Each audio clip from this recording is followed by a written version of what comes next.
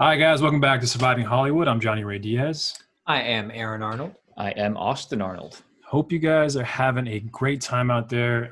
We just had a delightful conversation with a good friend here of the pod and, from film festivals, film festival director of Cinefest, Gustavo, hung out with us for a little bit.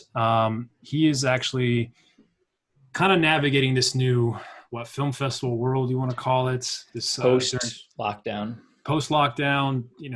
during COVID, whatever you want to be.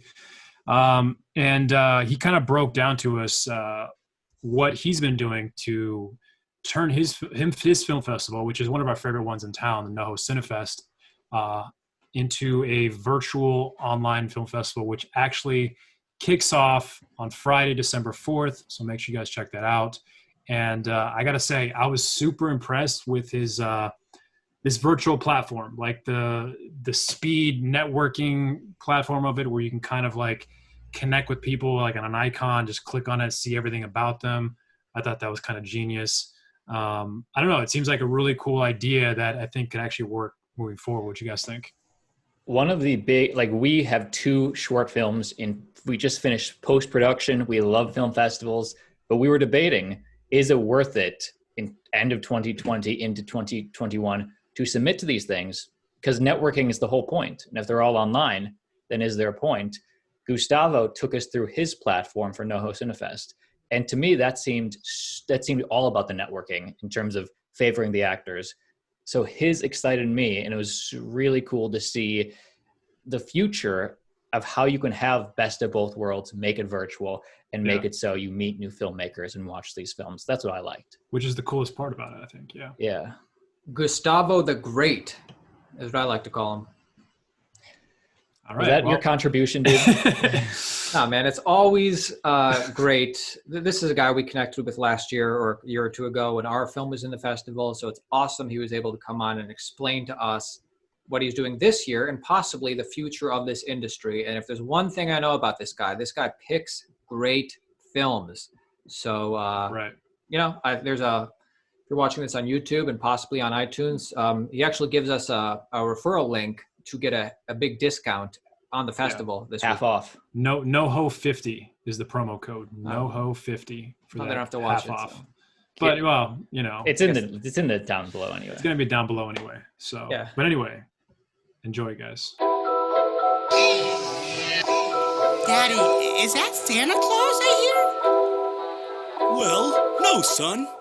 That's actually Johnny Ray Diaz and his two reindeer, Aaron and Austin Arnold.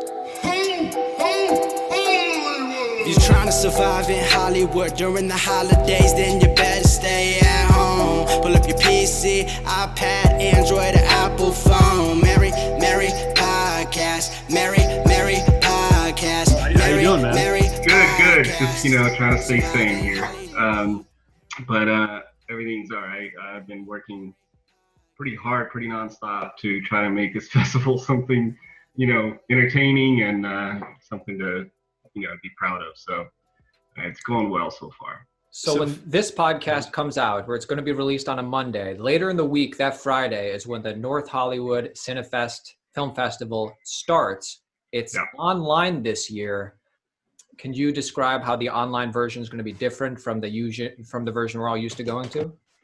Yeah, so, my whole thing was that I was really resisting going online for a while. We normally would play March or April, and obviously with the pandemic, I had to postpone it. So first I thought, well, maybe we'll do it, in September. Give me plenty of time. That's how we were thinking back then. And obviously that didn't come around.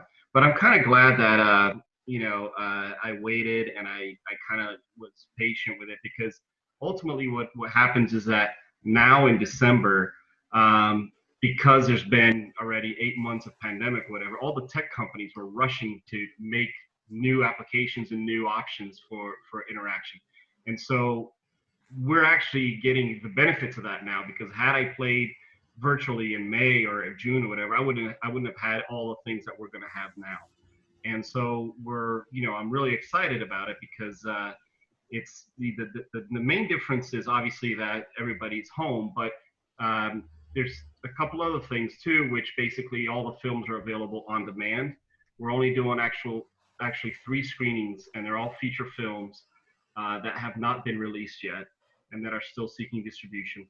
That we're doing actually with a live screening, and then after that, it's still going to be available on demand the next day. So the advantage of the on demand is just mainly because when people are home, the whole time thing is a little fluid. And so, if you have a 6:15 p.m. screening, people are kind of like doing their thing, right. And oh man, I'm 10 minutes late already. And, when you're going to the theater, you're committing to that time. So you have to get ready, get in your car, drive, park at 10. So that time is crucial. So because of all that, I just figured that, the on-demand option would be the ideal. The thing is that, online festivals in the past have had an integrity issue in the sense that you get 500 submissions films. You could put 500 films online. It really doesn't matter, if it's all on demand anyway, and you're basically trying to up your ticket sales, and they were criticized for that. So we're keeping our, number of films and all that as we normally would in the theater. And we're promoting him heavily as we always do. But what we're really excited about is introducing this networking platform that actually was very successful with the American film market recently in early November. I actually think they had a lot to do with that particular tech company kind of growing and being, because they obviously are a big event, and I'm sure that they made a deal that was worthy of getting that tech company up to the levels that needed to be. So we're kind of benefiting from that. Everything's set up now with that company, and we're able to offer the exact same thing. They'll basically be about 2.5-hour blocks of time, of networking time, and they all have their own little themes that I'm trying to keep things fun and interesting in that way. And normally we have our big opening night party with a big red carpet and media and all that stuff. Obviously, for this year we can't do that, so we have a virtual photo booth company working with us to do that. So, try to keep as many of those options as possible and uniting people so that people feel like they're not alone. Because the problem is when you watch a movie online, you're still just as alone as you were when before it. And so you need to have some option there to keep people connected and excited about coming back.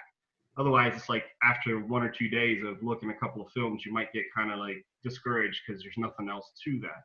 So we want to have that, and people can then talk about what they've done and encourage people to watch their own stuff. And there's a chat window on the side of all the screens so people can leave questions or comments. There's a lot of options for interaction.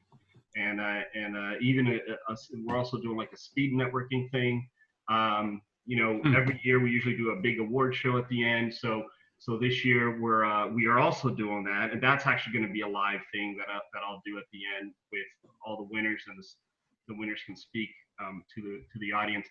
But leading to that date, every night we'll release a few nominees. We'll show some nomination clips and all that stuff to get people excited and keep coming back. And if I do it all at once, then it's like there's no reason to come back. So I want to keep it like that.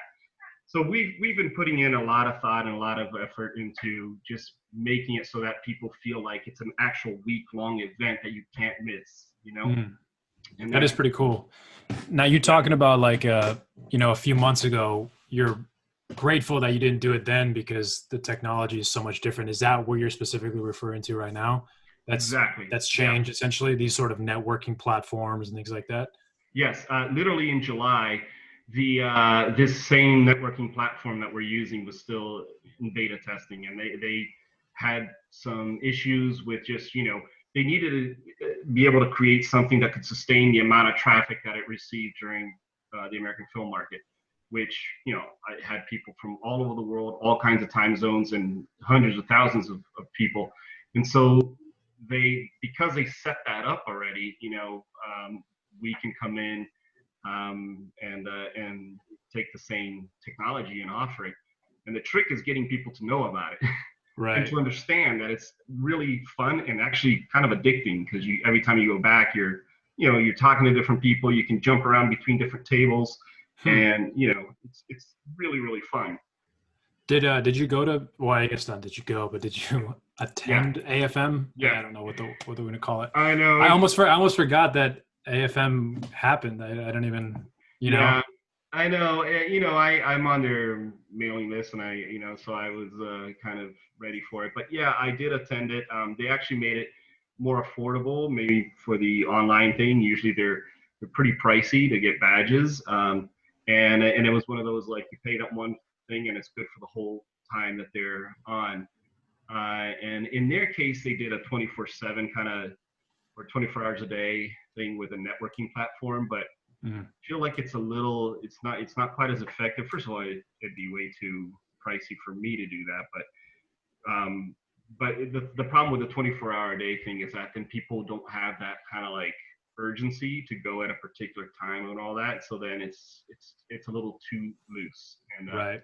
if you set those time frames and people are like, oh, okay, like we're very consistent. So we have our lunch hour time frame, like 1 to 3:30, and then we'll have an evening, like 6:30 to 9, LA time that is. And so there's still a schedule, basically. Yeah, exactly. And yeah, look, I mean, if we get a lot of attendees, which would be a great problem to have, quote unquote, well, we can upgrade and we can extend those hours and make it a little bit, more available if needed. But that's what we're looking to do right now. I'm really curious about this speed networking platform. So kind of walk us through this. So like, let's say I'm a writer, I want to connect to a producer or director. How do I do it? Well, the speed networking, there's two different platforms, right? One is the speed networking, and they call it the virtual cocktail hour. And it's a 1 hour block of time where everybody will go to that particular time, and they can sign up, and then they will be automatically and randomly paired with someone in there for 5 minutes, and then it switches to another person for 5 minutes. The cool thing is that when you sign up, and you can put as much information as you want, but like you can put your photo, and you can put links to your website, to Facebook, LinkedIn, whatever you want to put out there. And people with just a click can not only see that, but save that. Mm-hmm. And so you don't have to rush like writing or whatever. It's just you just save it, and at the end of the session, you could then have that information to put aside in case you want to contact someone or send some more information about your project, or they to you about theirs. So that's the speed networking one. The other one, it's similar in the sense that they have what they call the virtual business card. So when you're on a table and you're talking to all these people, you may want to do the same thing. You click on their little photo, and their little information pops up with their website, LinkedIn, Facebook, and all that. And you can have immediate access to all of those things. You could actually write a direct private message to one particular person, or you can write a message to the whole room. There's many different ways you can communicate with people. And they even have this whiteboard option where when you're on a table, if you want to put in a link of a video you have so everybody on the table can see it, you use the whiteboard and you put that link in there and the video pops up. It's really, really cool. So there's many, many, many options. I will use that platform as well to come on and bring in special guests. We're working with Stage 32 this year. I'm not sure if you're familiar with them. Yeah. They are a wonderful educational networking platform, and they have 750,000 members worldwide. So they're bringing together a couple of really amazing panels, and that's also where I'm doing my awards. Is the speed networking, is that through like a Zoom interface sort of thing, or is it just a chat system? No, so it's really, these are all their own applications that they've developed. So the speed networking one is called Run the World. And they also have a phone application. So you could just use your phone to do this. You just search Run the World events, and it would come up. And they actually offer just like even a free setup. Like if you have a smaller group that you just want to, bring together and do that, even if on a regular basis you could do it. So like that one's called Run the World, and it's just like Zoom's a little. It's great for just kind of a general chat, whatever. But it doesn't give you these kind of options that you do with Run the World, where you have little virtual business cards popping up and all that. So they created their own platform, and it's a little more elegant looking. It's just it's cool. It's really nice. Yeah. How much can you show us? I know you came with some. I'd love to see it. Yeah, so let me bring this up, and I can share my screen, right? Mm-hmm. Yeah. Heck yes. For those listening to the podcast, you'll have to head over to YouTube to see this part, exclusively for our YouTube viewers. So let's see if I can. Dude, I know our audience is pouring into your website right now, signing up for the film festival, getting excited. They want to see the 3 feature films that have yet to be seen. Popped up. Holy Yeah, hell. there we go. I know. Okay, so Which looks like my desktop. So I'm trying to see where. So these are some of the events that they're hosting, that they're showing. There are all kinds of events, not just in our case we're doing. So they're doing like full panels. It looks like a lot of interactive things. So as you see here, this is kind of what their interface looks like, and it's just showing the examples of people chatting with each other. But essentially, I don't know if you're hearing this music or not, but I'm not. We can't hear it. So I'll just turn it down. So basically, this is showing how you set one up, but basically, you allow people to sign up and put their information in, and let's see. This is So it'll be kind of like that, the pictures will come up and they'll connect you, and then you have a countdown clock that you see on the top, says 4:53. Oh yeah. 3 minutes at the top on the right. And so you'll know how much time you have, and so if it's coming to the end and you just like, okay, well, I'll contact you, whatever, if you want to stay in touch, and you can do that. But let me show you the other one that we're using, which is called Remo, the company. And which one is this one? So this one is the one it's the one we're going to use mostly. In fact, let me just slow down a little bit here. Let me start with this. This is our festival platform for the festival. Comes opening on Friday. Okay, so as you can see on the top here, we have the 4 categories of what we're offering. The first one I have just as opening night, because I want people to have like an easy place to start. And we start with what I'm calling the opening night soiree at 5:30 p.m. If you go on here and you click trailer, you'll see, like, you'll get a little tutorial of how to set up. It's just how to sign up, nothing really difficult about that. But and the alcohol comes included on the soiree. Absolutely. All right. No, but people get creative. We did create our own little Instagram filter.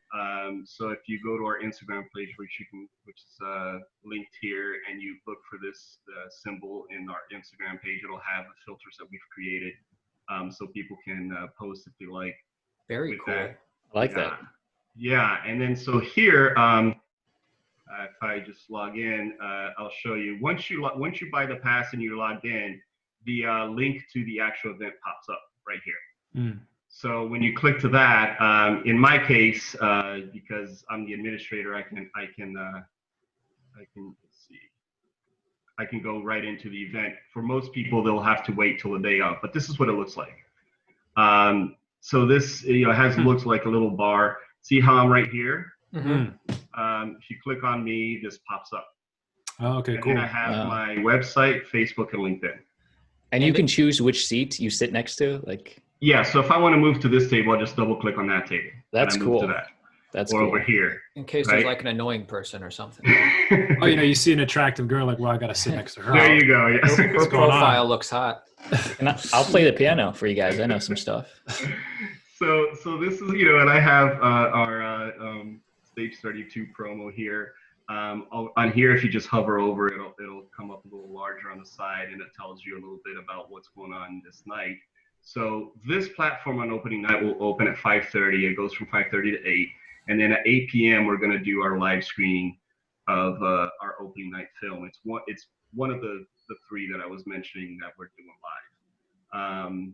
And I actually went around North Hollywood and shot a bunch of video, and I did this whole big intro thing, like opening the festival as if we were together. And it's just, got a little creative with some stock footage and some footage I shot to make it fun. So again, it's just about, making it entertaining and something different so people will be interested, Oh, and over here on the left side, you see how it says floor? So like if this fills up, you could go to the second floor and the third floor. We have up to 3 floors in our version right now. So that's a total of possibly 200 people that we can have at one time.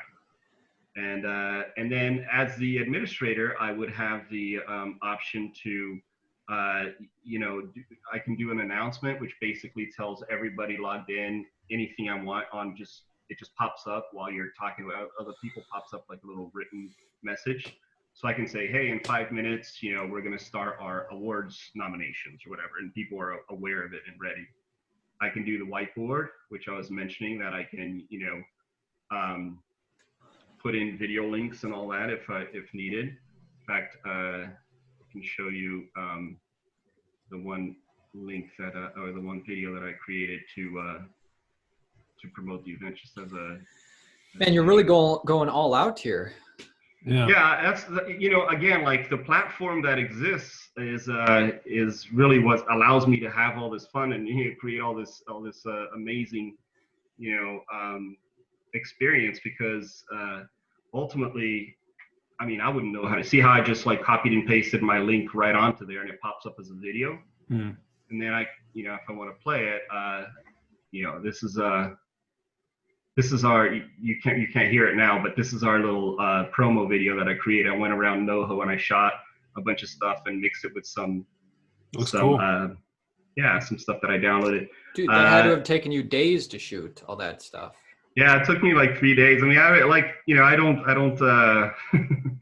I put everything I have into these things because I really want it to feel like something I'm proud of.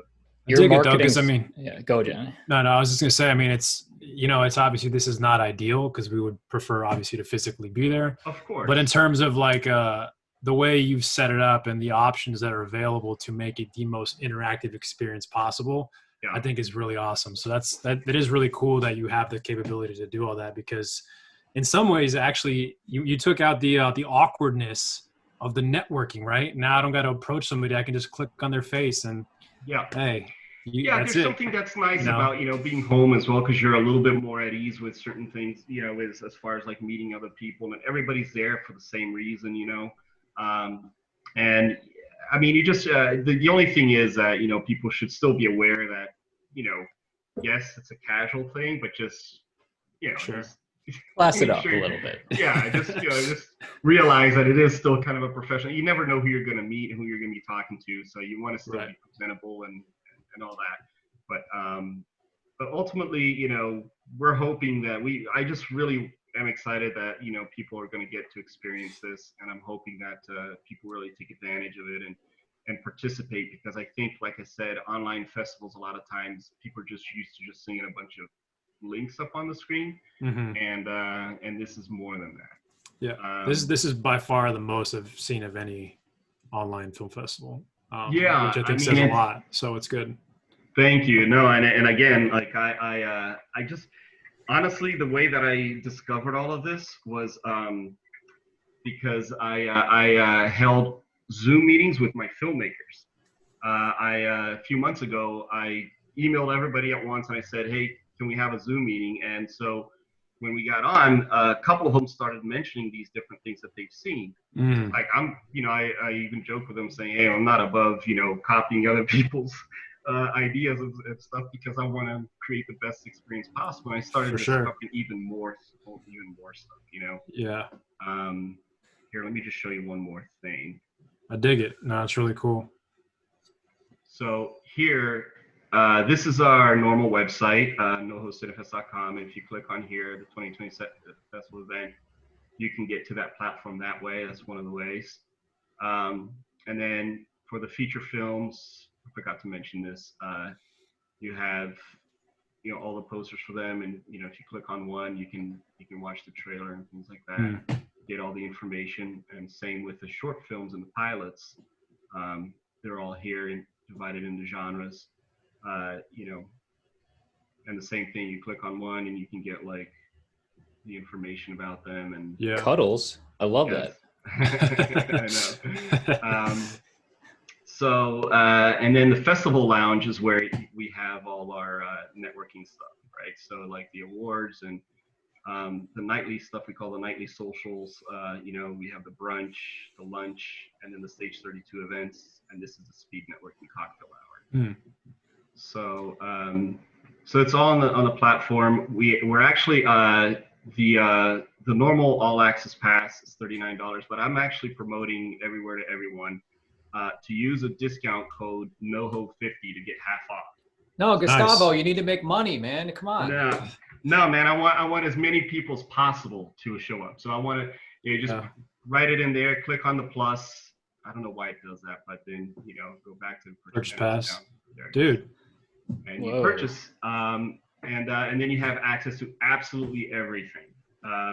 We'll include the promo code on our YouTube page. Please do. Please do. So if somebody clicks on the video and they want to go on there, they can. It's NoHo50. $20 is so worth it. Yeah, totally. that's a steal. Honestly, I've seen festivals that are charging $75 and they don't have any of this stuff. Yeah. And so I really want to, if I can have the problem of having too many people in that social area at once, then I'll deal with that problem happily. Because what I want is for everybody to have fun, and come out of it thinking that it was a great experience. And I think it'll do good for many festivals in the future as well. Go ahead. I was going to say, how have the signups been? Are you seeing, obviously not as much as you normally would, but how have they been thus far?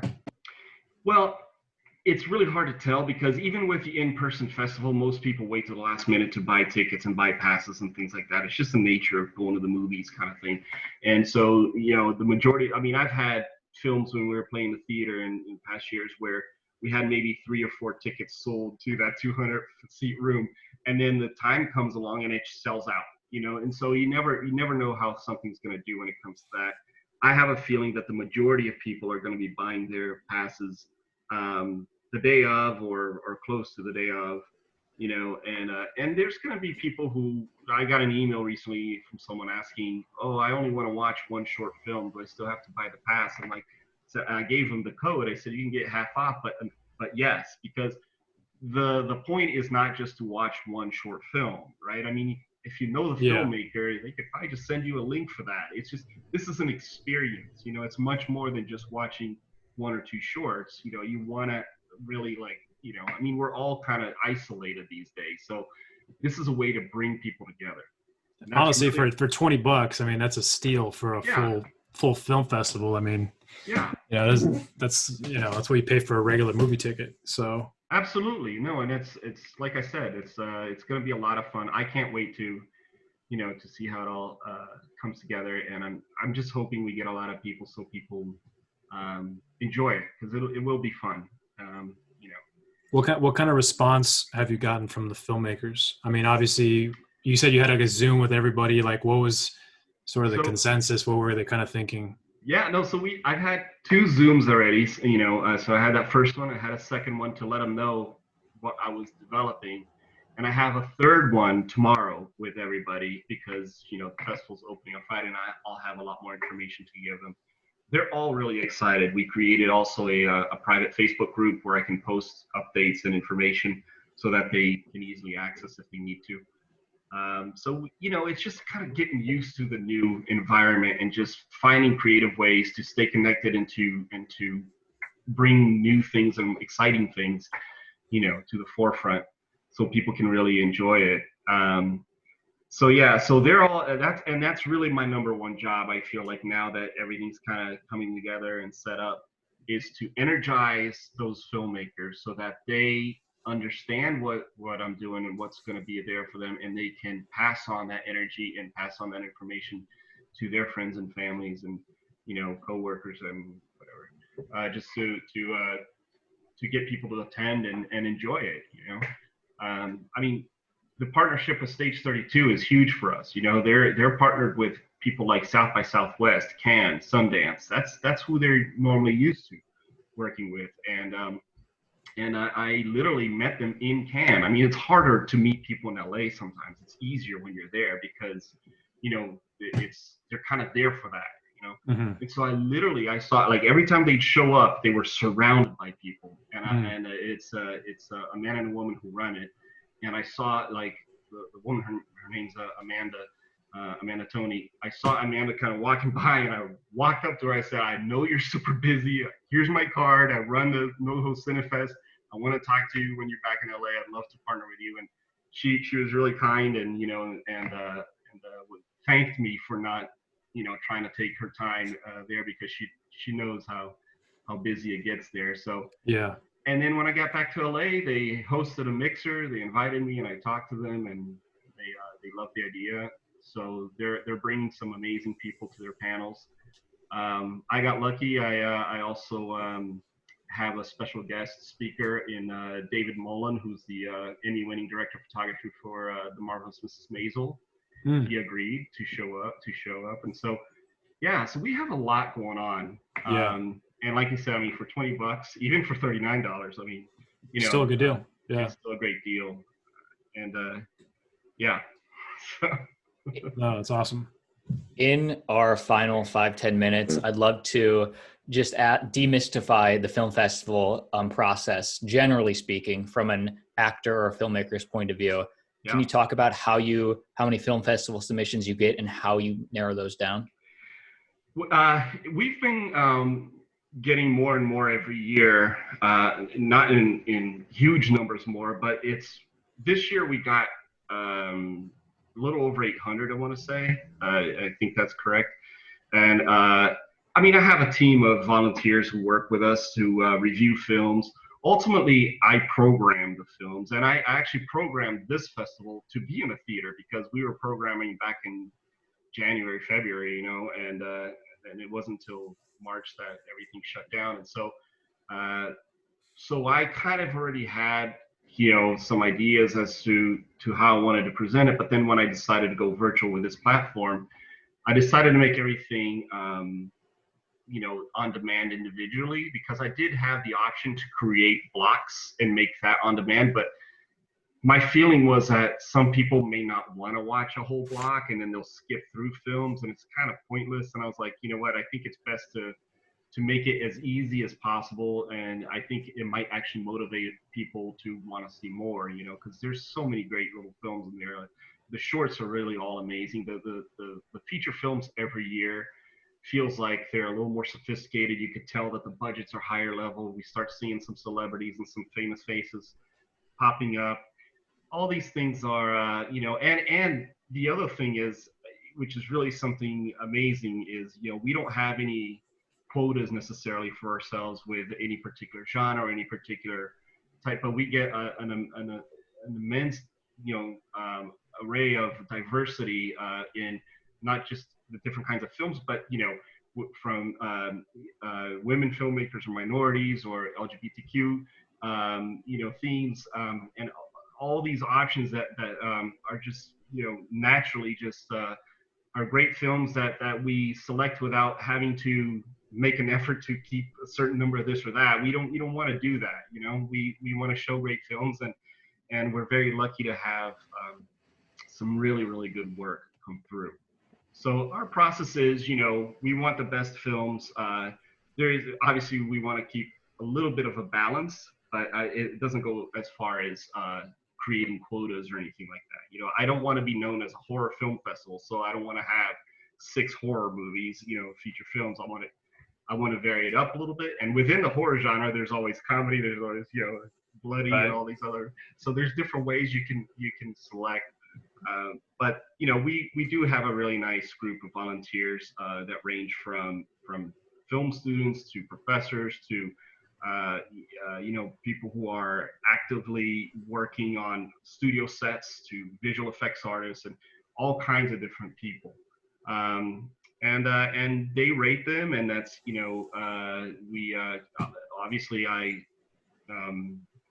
like when I'm programming, I end up watching a ton of them. I'd never program anything I haven't seen, that's for sure. mean, I would never do that. Yeah. But yeah, it's challenging, because it gets to a point where you're getting more and more films, and so you want to. So you're talking about programming, you kind of curate the films and everything, and you seeing so many movies. Is there like one thing that you see sometimes that's like literally drives you crazy, or you're just like, I don't know why they do this, or why there's something that bothers you, a pet peeve maybe? Yes, I'm an editor by profession. Okay. And one of the biggest mistakes that I see a new filmmaker make is use too many close-up shots. And it's really hard after a while. You feel claustrophobic when not everything is right on people's faces. Wide shots are really where the movies are made, and wides and mediums. And in fact, even with my own filmmaking, at times I would, the director of photography wanted to go tighter. I'm like, no, give me wider, give me a little bit more of that, so it looks more elegant, looks like, and only go to the close-up shots when you need that moment, when you have that, impact. And the other thing is just sometimes the editing sometimes might be a little too jumpy at times when it needs to be a little bit more, like things like that. But ultimately, to us, what's the most important are story and performance. Those two things are the main thing. So if the film isn't pristine in every aspect possible, quality-wise, but the story and the performances are great, then it's worthy of consideration. Sound is something that is pretty unforgivable. When you have bad sound, it's almost better to you really need sound to be fantastic, because otherwise people notice and it throws them off. Yeah, it's annoying when the movie's quality, but the sound is like a student film kind of not quality. Yeah, you can't have that. And these days, I mean, there's, especially in LA, there's so many options of very talented people who can do some amazing work, and they're indie friendly people, including some bigger companies, not just independent artists. So you just have to look around. But yeah, I would think that definitely too many close-up shots or Bad sound, bad editing, those are hard for me to deal with.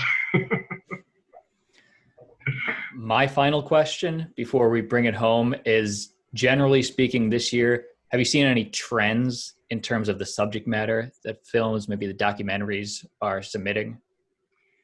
It's really interesting because it's I guess there's been some years where we got more documentaries that were more on like human levels, in terms of maybe human trafficking or something like that.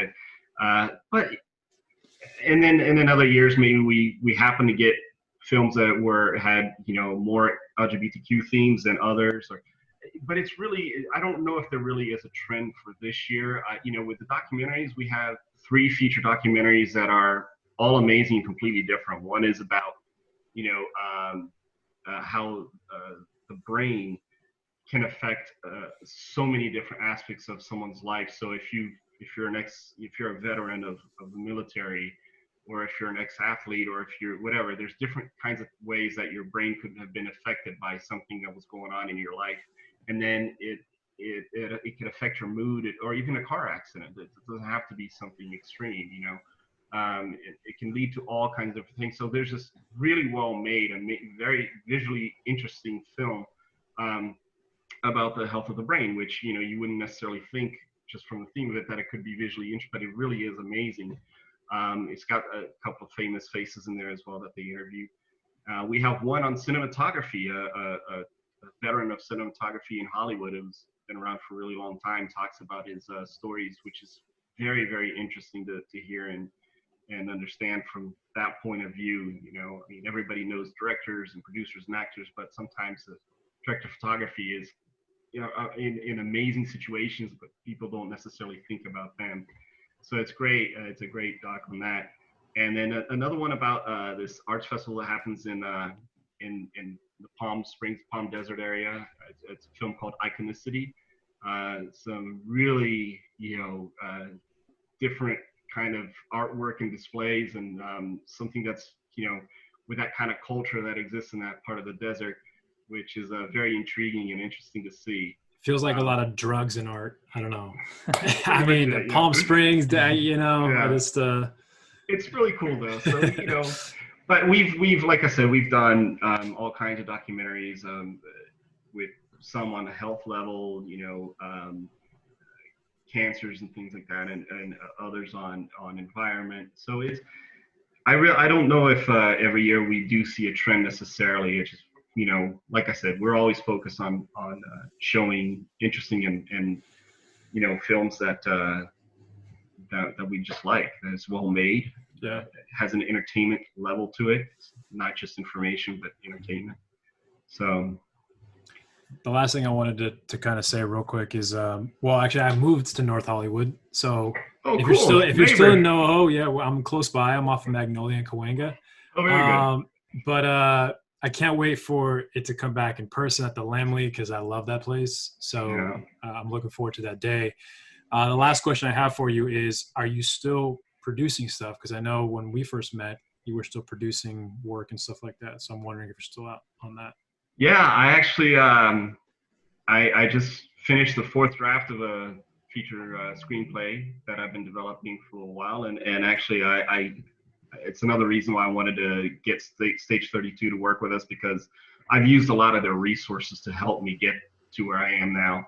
I'm going to do one more draft of it, and I, you know, I hired this guy to help me create a business plan, and I have all these things coming together, you know, pitch deck and all that, and then going out into, you know, the shark infested waters and try to get something going.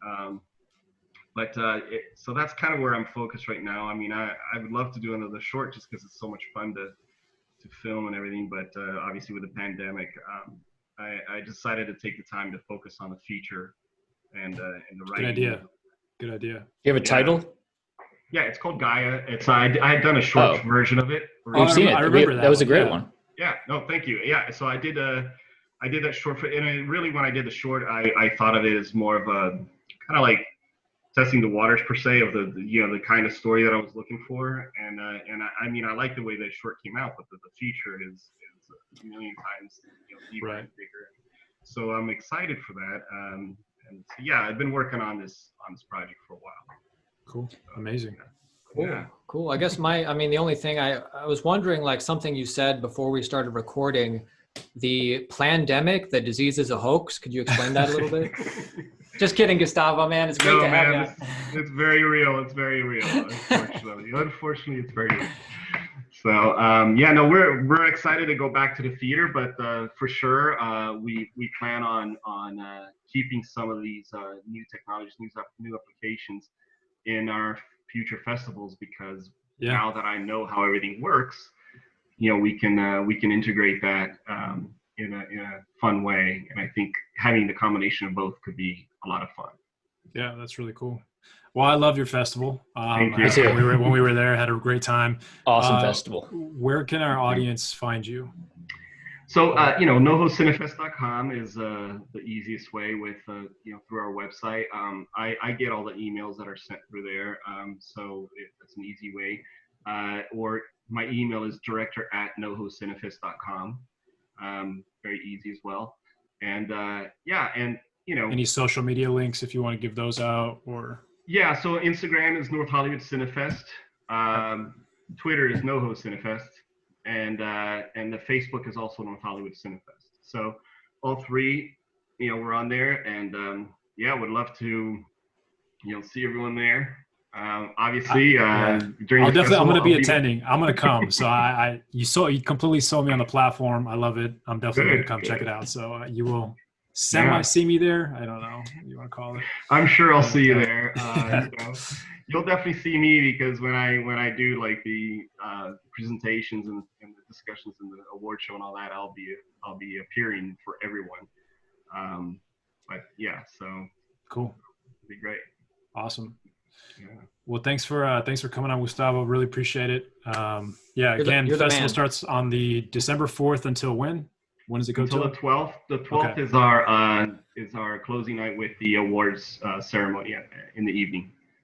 Awesome. There'll be links in the YouTube, guys, so make sure you guys check that out. And NoHo 50 for that special discount too. Yes. This guy picks great films. You're going to want to see the films in the festival. Yeah. Thank you. Yeah. I mean, that's true. you It's picked great. ours, so there's got to be something in it, you know? Absolutely. Absolutely. Cool. Yeah.